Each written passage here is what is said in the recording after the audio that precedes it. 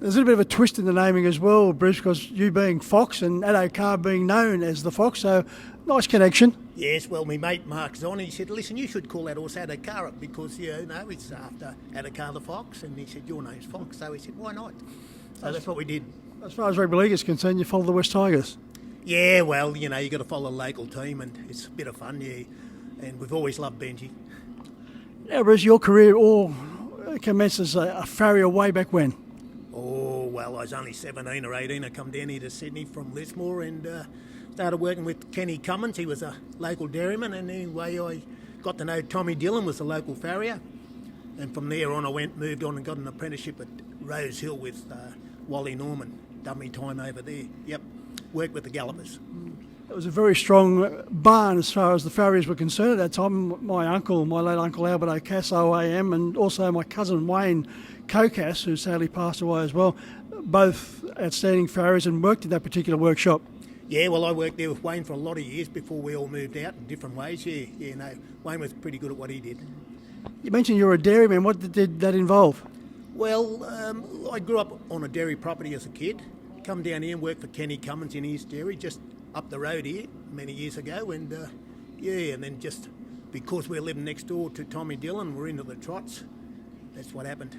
Just got there. Just going back to the farrier, you started to branch out on your own, had your own business? Yes, yeah. Not long after I finished my time, I started a good little business at Rose Hill and ended up with 4 or 5 young blokes working with me, and we had a good time.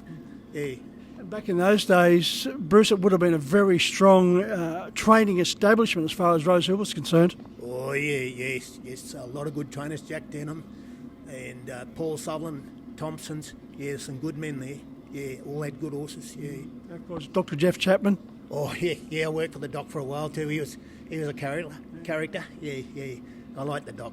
They were characters, Dr. Jeff Chapman and Paul Sutherland, and then you had Jack Denham, who didn't say anything to anyone, so you could get all these various characters in the one area. Yeah, listen, they were just entertainment. There's no two ways about it, yeah. And they're good to work for. They're all good to work for. Yep. Like every farrier, and I'm saying 100%, you succumb to back injuries as well? Oh, yeah, but I'm going all right for my age. I still do a little bit of poking around. I call myself a boutique farrier now.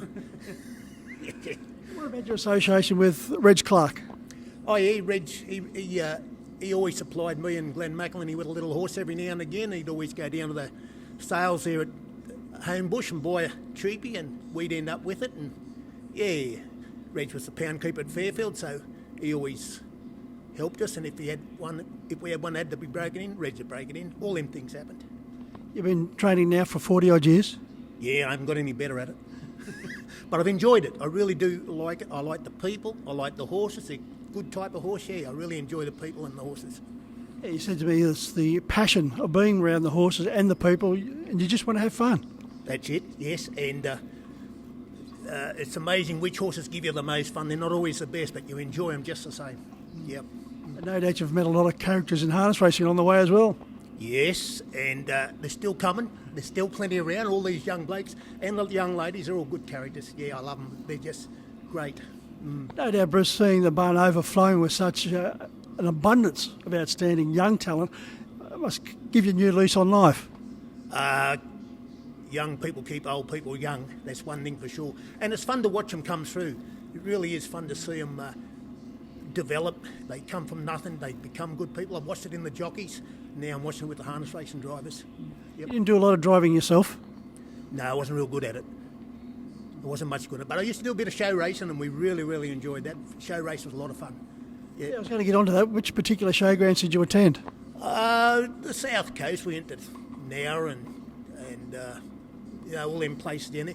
Once I did the Northern Coast Show Run, which was up around Kyogle Casino and Lismore. Lismore was a lot of fun because they had an Indominion and all up there, so it was a lot of fun, yeah. And no doubt there's some wonderful horse people involved in those shows. Yes. Yeah, they could teach you a few things you'd never learn anywhere else. That's one thing for sure. Yeah. How did you get involved with Glenn McElhenney? Seen him walking down the street one day leading a horse. I said, I want to be around blokes like him. He was a goer, a genuine good goer. And struck up a friendship, and I've been there ever since. Yep. You mentioned Neville Hargraves earlier. What a master conditioner and driver he was. Yes, well, I didn't sort of know him early enough in his career. I always knew of him, but it's only in more recent times that I've become associated with Neville, and I've really enjoyed him. Yep. You did mention Reg Clark earlier, and he had a horse called Apmat. He did a long time ago, yes. He raced it, and I never knew Apmat or Reg, but I do know Apmat ended up going to England, race over there in the low-grade races they used to have there in north of England, yeah. Well, Bruce, it's been great to catch up with you and have a bit of a chat about your career. No doubt we'll continue to go on for many, many years to come. I hope so, because I just have so much fun. Yeah. Well, as I said, all your cohorts in the barn there always say you're a larger-than-life character.